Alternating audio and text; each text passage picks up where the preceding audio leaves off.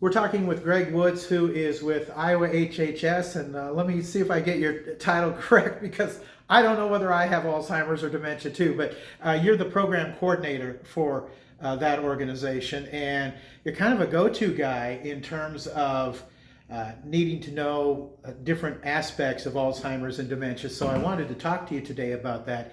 Greg, how do you know the difference between being forgetful and having Alzheimer's or dementia? Yeah, big things with that are any bit of little memory slippage, totally normal. Forgetting where you put your keys, forgetting a name, having to think about day of the week, totally normal. That happens. That happens to me sometimes. But the bigger concerning things would be forgetting stuff that is always second nature to you. So you lose your keys. When you see them, you don't remember what the keys are for. Mm-hmm. Or you go to dial the phone and you don't remember how to dial a phone. Mm-hmm. Bigger things like that. So it's not just getting turned around sometimes, but it's completely unable to retrace your steps and figure out, was I even here today? Mm-hmm. What was I doing? Those are bigger red flags that in and of themselves may not be dementia, but they should be cause for getting something checked out with your doctor. And speaking of getting something checked out, Greg, we talked about a little bit about this in a podcast. It's early that you find out whether you have the beginnings of Alzheimer's or dementia from the get-go. You need to be tested right away. Yeah, the earlier the better. Alzheimer's is a progressive disease, which means it gets worse over time. So the longer you wait, the fewer options there are going to be for treatment. So if you can get it before it really sets in, that's the best. If you can get it when symptoms are still noticeable but not too severe, you're going to have more options than later on in the disease. Because there are drugs that are available to help slow down this, but they have to be administered early on, correct? Yes, yeah, these are brand new medications within the last year and a half. There are not a ton of places where you can get them yet, but thankfully Iowa has a few, and we're starting to get patients that are getting these medications. So there's two of them, they're both infusions, so you have to go to a doctor's office to get them infused, and they can slow down the disease in the early stages. Mm-hmm. Don't always know how long or to what degree. Everybody's going to be different because the brains are different, but it is something that we never had before. We could only treat symptoms prior to this. So research is ongoing for this too. It sounds like progress is being made slowly but surely. Yeah, I like to crib a line from history and say that the sun never sets on Alzheimer's research right now. That's how many people are working on it all around the world. And we're getting new medications, therapies, treatments, biomarker testing, so early detection things. There's a lot going on. So tell us about different ways to slow down Alzheimer's and dementia.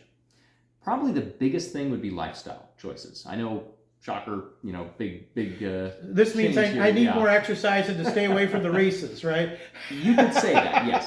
It wouldn't hurt. So diet and exercise are obviously going to be two big ones, but keeping your brain active is another one that people don't often think about. Your brain needs to be challenged. It needs to be worked out just like muscles do, and that's going to help it versus always sitting and not doing anything. Mm-hmm. Also being social, that really makes a big difference, and then treating other conditions. So high blood pressure is a really big one. If you treat that, that's going to give a big drop in risk for Alzheimer's. Stopping smoking is another one. Drinking, we're finding, is increasing risk. Even just the occasional drinking can increase risk as well. So there's lots of little things that can build up and make a big difference. You said in the podcast too, Greg, that whatever is heart healthy is also brain healthy. Yes. Yeah. What's good for your heart is going to be good for your brain. Absolutely. Your brain needs everything that your heart gives you. The blood, which carries oxygen and carries nutrients, the brain needs those. So if you keep your heart healthy, it's going to pay dividends to the brain in the long term.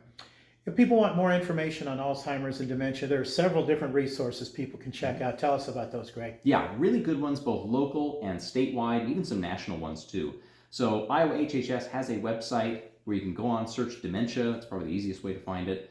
And that's going to give you partners that are involved, what they have going on, links to information if you want to be trained. If you're a professional, maybe if you're a community health worker, a direct care worker and you want to be trained, we have links on there. That's a good place to start. Dementia Friendly Iowa, they've got a lot of really good local resources too.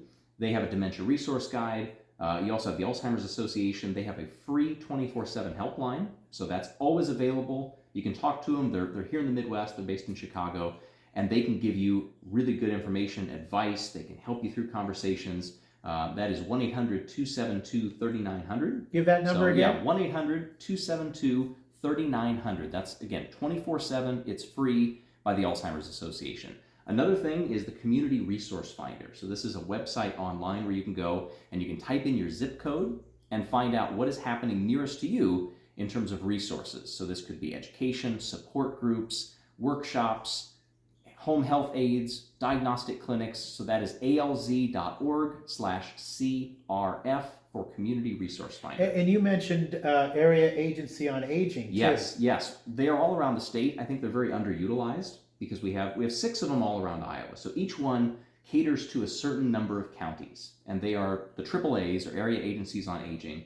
And they have so many good local resources. They can get you connected as well. All right. This podcast we call a Shortcast, which is what your mom suggested. Oh, well, I just want to nice. say that. Thank you, Lachelle. Anyway, our interview guest on this Out and About with Jamie Grout Shortcast has been Greg Woods with the HHS. He's a coordinator, and if you want to know more about Alzheimer's and dementia, check out those different resources that Greg suggested. Thanks for talking with us today. Yeah, thank you for having me, and best of luck for anybody that's going through this. You're not alone. There are some resources that we can try to help.